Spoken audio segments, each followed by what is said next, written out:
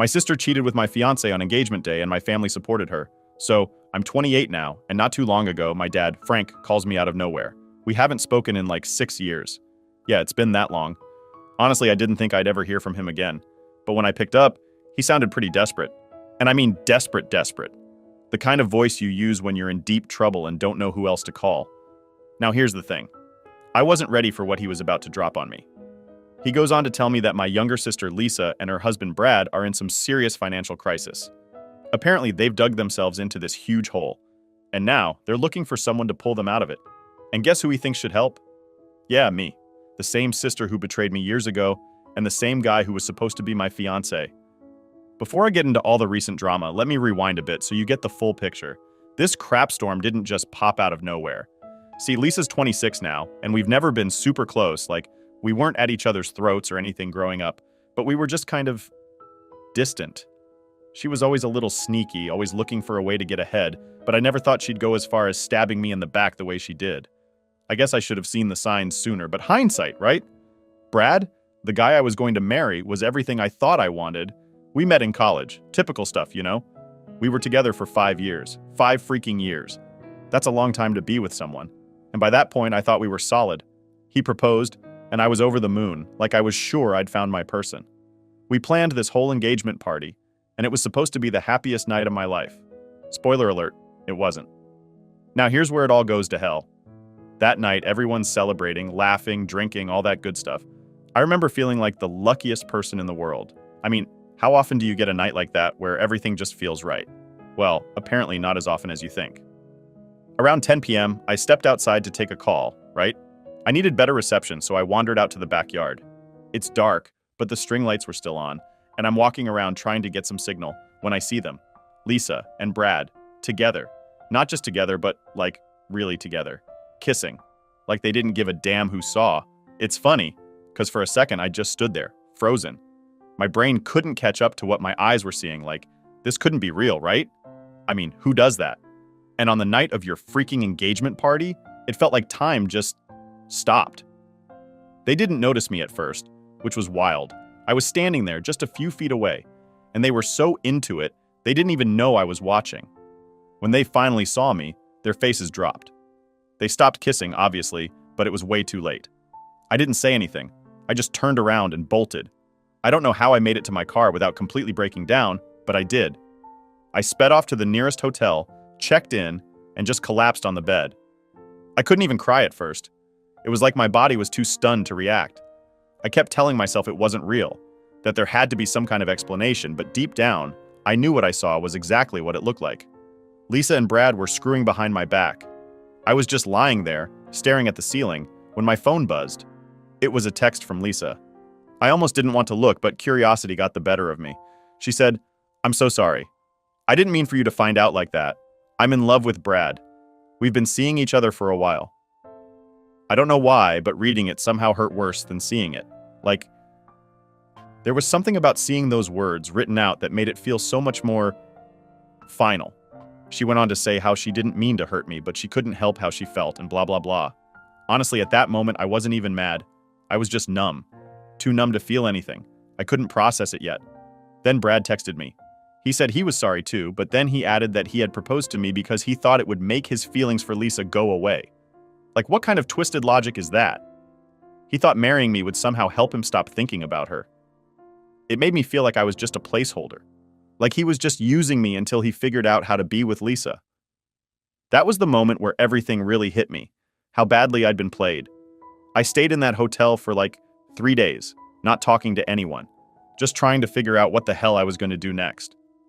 When I finally went back home to get my stuff, I wasn't prepared for what I walked into. I thought the house would be empty. Instead, everyone was there. My dad, my stepmom, and Lisa. Even Brad was there. It was like they were all waiting for me. Now, normally when you've just been royally screwed over, you'd expect some sort of apology, right? But no. The second I walked in, they all acted like nothing happened. Lisa came up to me with tears in her eyes and hugged me like I was supposed to feel sorry for her.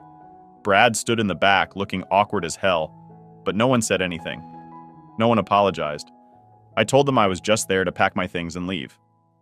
That's when Brad spoke up, saying he was moving in with Lisa now that everything was out in the open. My dad and stepmom didn't seem fazed. In fact, they looked happy. My own family was happy that my sister had stolen my fiancé and that I was out of the picture. I asked them straight up why they were smiling. Like, what the hell was so funny? My dad, of all people, had the nerve to tell me that we can't change what happened and that it was better to just accept it and move on. Move on? Really? My sister stole my life and I'm just supposed to be okay with it?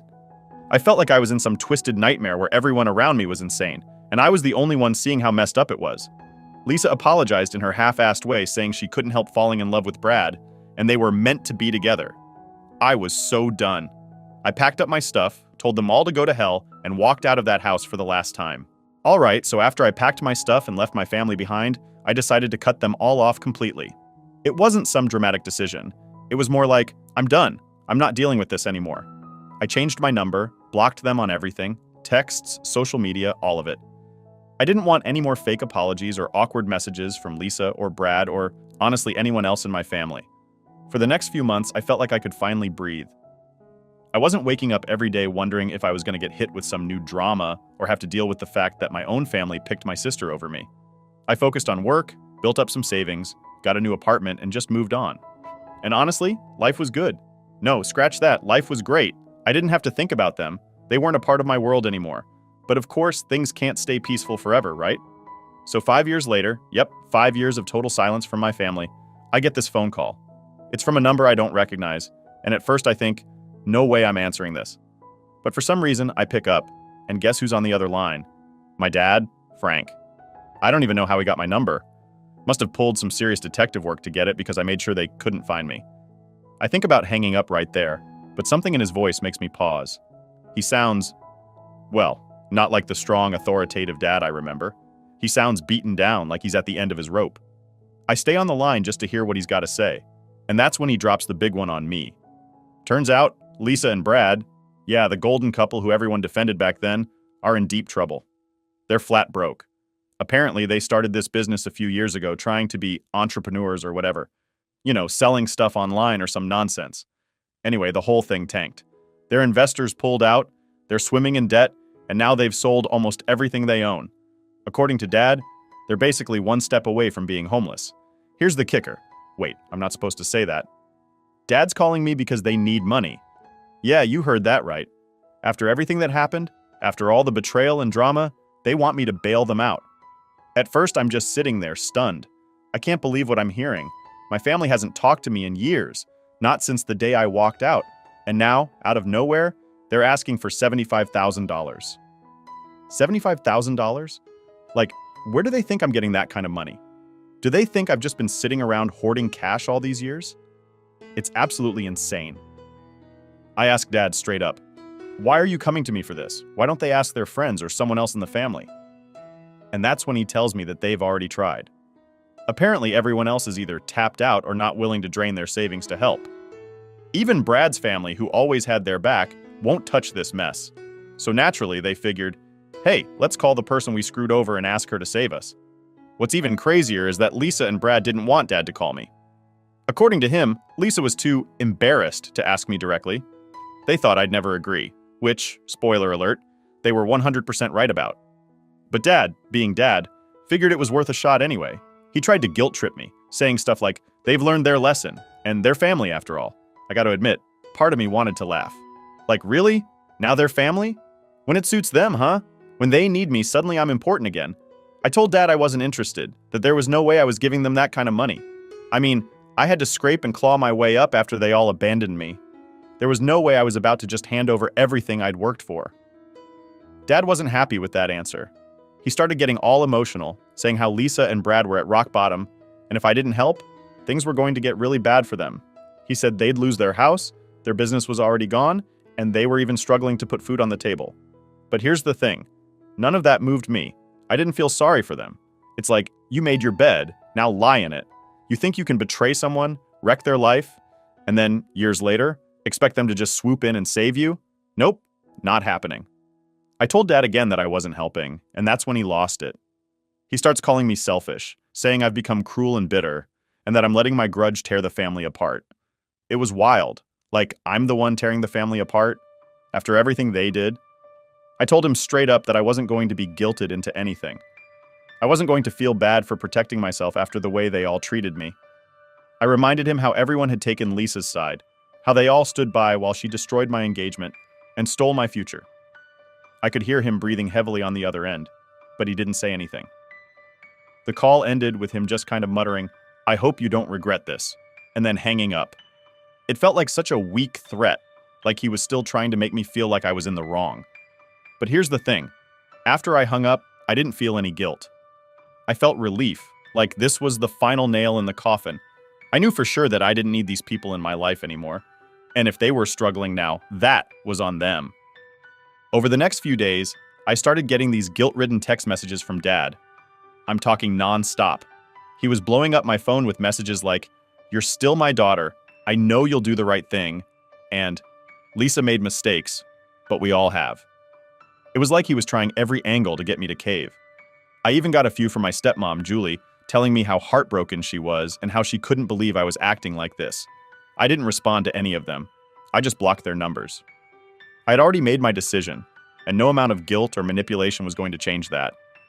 They made their choices, and now they were dealing with the consequences. Honestly, cutting them off again was probably the best thing I could have done.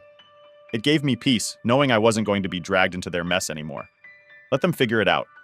They made their bed. Now they can deal with it. A few days after I blocked my dad and stepmom, things finally felt like they were settling down again. I'd managed to push the whole ridiculous situation to the back of my mind. You know, I was focusing on work, hanging out with friends, getting back to my normal routine. I wasn't about to let their drama mess up my life again. But of course, just when you think things are quiet, that's when the chaos sneaks up on you. It was a Saturday, and I remember it so clearly because I'd just gotten back from grocery shopping and was looking forward to a chill afternoon. I had some music playing, was about to make lunch, and then my phone started buzzing. At first I thought it might be one of those spam calls, so I ignored it. But then it buzzed again. This time it was a text from my neighbor.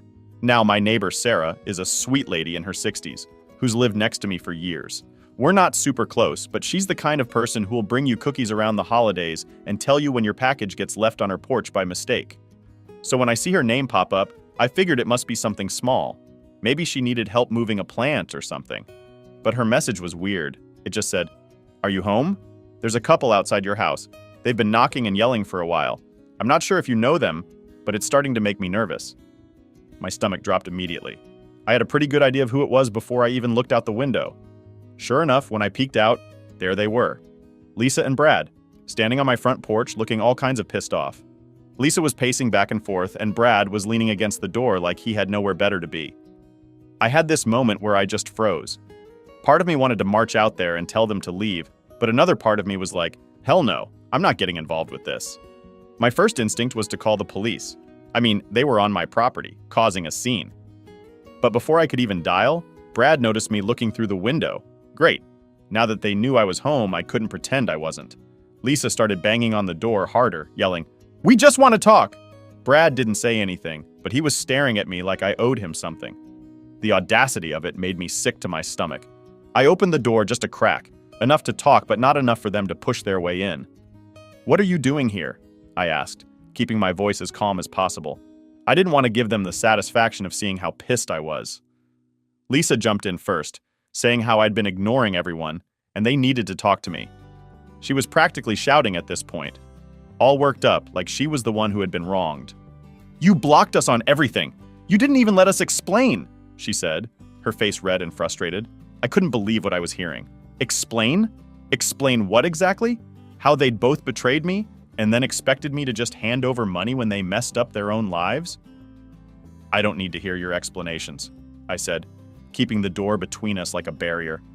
I already know everything I need to know. Brad, who'd been quiet until now, suddenly chimed in. "We're family, all right? You can't just cut us out and act like we don't exist. We didn't come here to fight. We just need your help." I could feel my blood boiling. The nerve of this guy. He was the reason my life got flipped upside down in the first place, and now he was standing on my porch, talking about how I couldn't cut them off? What kind of reality were these people living in? "I can cut you off, and I did," I snapped. "Whatever you're here for, I'm not interested." But Lisa wouldn't let it go. She stepped forward like she was going to push her way in, and I instinctively pushed the door a little more closed. "It's not about what you want," she said, voice all high-pitched and desperate. We need your help. You don't get it. We're in serious trouble. If you don't help us, we could lose everything." I looked at her, really looked at her, and for a second I almost felt sorry for her. She looked worn out, like someone who hadn't slept in days. But then I remembered why they were here, why I was even in this position, and any sympathy I felt vanished. "That's not my problem," I said firmly. "You made your choices and now you're dealing with the consequences. I don't owe you anything." Lisa's face twisted into this mix of anger and disbelief. She looked like she was about to cry, but it wasn't the kind of tears you feel bad for. It was more like frustration tears, like she couldn't believe I wasn't giving her what she wanted. Brad, on the other hand, wasn't crying. No, he was mad. He stepped forward, and I could see his fists clenching. "You don't get it, do you?" he said, his voice low and almost threatening. "We're not leaving until you agree to help us." At that point, I was done. I didn't care what they needed or why they were here. They were on my property, trying to intimidate me into giving them money. It wasn't just desperate, it was insane. "Get off my porch," I said, my voice shaking a little, but I was trying to stay strong. "You're not getting a penny from me. If you don't leave, I'm calling the cops." That seemed to get their attention. Lisa's eyes widened, and Brad took a step back, like he was actually considering what I'd said. But then Lisa started again, her voice rising in desperation. "You wouldn't call the police on your own family. We're family. You can't do this." I'd heard enough. Without another word, I slammed the door shut and locked it. My heart was racing, and I could feel my hands shaking, but I wasn't going to back down. I grabbed my phone and dialed 911. As I was on the phone with the dispatcher, I could still hear Lisa yelling outside, but I ignored it. The police showed up about 15 minutes later, and by then, Lisa and Brad were sitting on the steps of my porch like they were waiting for me to change my mind. When the officers arrived, I opened the door just enough to explain what was happening. They asked Lisa and Brad to leave, but Lisa tried to play the victim, saying how I was abandoning my family and refusing to help in a time of need. The officers weren't buying it. They told them both to leave, and finally, after what felt like hours, they did. But not before Lisa threw one last look over her shoulder, like she was still hoping I'd change my mind. Spoiler, I didn't. A couple days passed after Brad and Lisa showed up at my house, and I thought that was the end of it. I mean, I kicked them out, right? There's no way they'd come back after that. But I should have known better. They weren't the type to just give up. It was a Thursday afternoon, and I was getting ready to head out when my phone buzzed. I almost didn't check it, but something told me to. I glanced down and saw it was a message from my dad. And this message, it was different. It wasn't like the others, where he was begging me to help or guilting me about family. This one was short, just 3 words. "We need to talk." My gut reaction was to ignore it, but something about the way he phrased it, so blunt and to the point, made me uneasy. I decided to call him back just to see what he had to say. If it was more guilt trips, I'd hang up immediately. He picked up on the first ring. "I'm glad you called," he said, his voice low, almost serious. I didn't like it. "We've made a decision." That threw me off. "What do you mean?" Dad sighed, and there was this long pause before he spoke again. "Lisa and Brad, they're out of options. They've lost everything. Julie and I can't help them anymore, and if you don't step in, they're going to have nothing." I was quiet, waiting for the catch, because there was always a catch. He continued, "Julie and I have been talking, and we don't want to pressure you, but we need to know if you're going to help them or not. Because if you're not, we're going to have to cut ties with you." I blinked, not sure I heard him right. "Wait, what?" "You heard me," he said. "We can't keep this up anymore. If you're not going to help, then we have no choice but to stop talking to you." For a second, I just stood there, stunned. Was he seriously giving me an ultimatum? Help the people who betrayed me, or lose my family for good? It was insane. I couldn't believe it. "You've got to be kidding," I said, my voice shaking with anger. "You're seriously choosing them over me? Again?" "It's not like that," Dad tried to explain. "It's just, they need help. And we can't keep watching them fall apart. We have to stand by them." "And screw me, right? Just like before?" I snapped. "You expect me to bail them out after everything they've done? And now, you're threatening to cut me off if I don't?" There was another long pause, and for a moment I thought he might backtrack. But then he said quietly, "I'm sorry, but yes." That was it. The final straw. I hung up without another word. I couldn't believe what had just happened, but one thing was clear. I wasn't backing down. They could cut me off if they wanted to, But I wasn't going to be blackmailed into helping the people who destroyed my life. And as far as I was concerned, I had just lost my family all over again. So, after that last phone call with my dad, I figured I'd hit rock bottom with this whole situation. I mean, how much worse could it get, right? My own father gave me an ultimatum: help my sister and Brad, or be cut off from the family for good. And honestly, I was pretty sure I'd made my peace with it. If that's how they wanted to play things, fine. I wasn't going to beg them to stay in my life. I had done that once, years ago, and I wasn't about to do it again. But of course, I should have known it wasn't over. A few days after that conversation, I was at home, trying to just focus on work, forget about the drama, and move on. It had been quiet for a little bit, which I thought was a good sign. No frantic texts, no surprise visits, just me getting back to normal.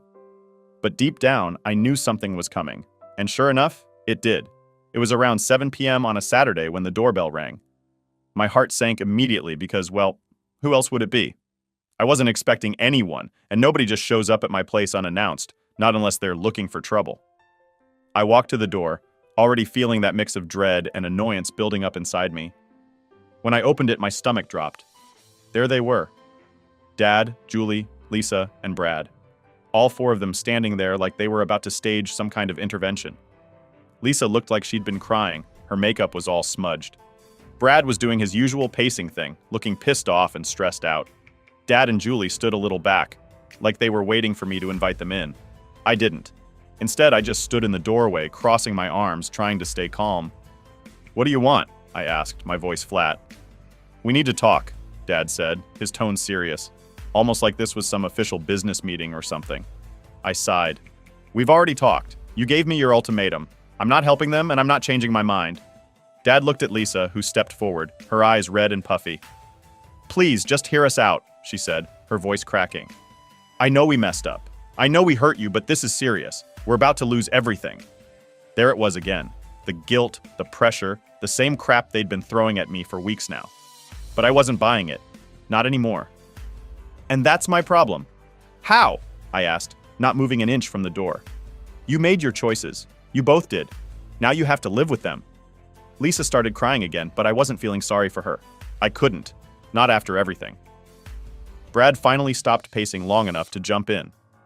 "Look, I know you think we're just trying to use you," he said, his voice a little calmer now. "But this isn't about that. We're desperate. We don't have anyone else to turn to."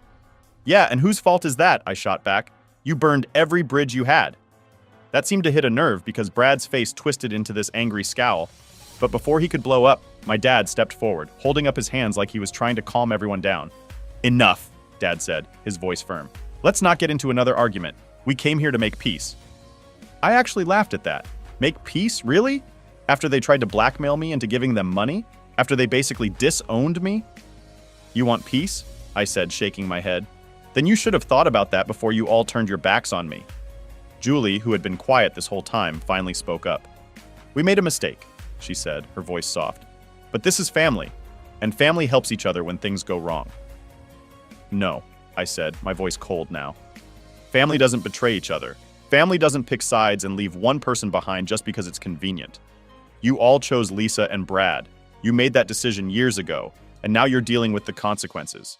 So don't come to me talking about family." There was a long pause.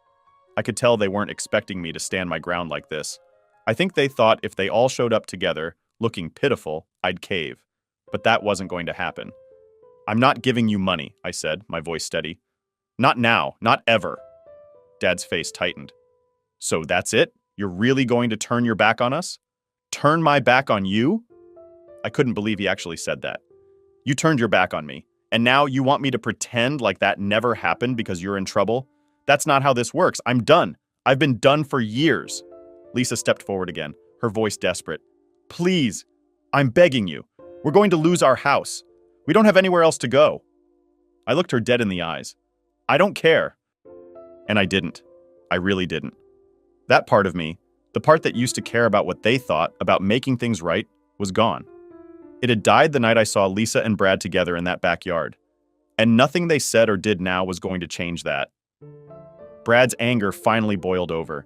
He stepped up, practically in my face. "You're really just going to stand there and let us lose everything? You think you're better than us because you have money now?" I didn't even flinch. "No," I said calmly. I think I'm smarter than you because I didn't throw my life away chasing something that was never mine to begin with. He looked like he was about to blow a gasket, but Dad stepped in between us, pushing him back. That's enough, Dad said, his voice low and threatening.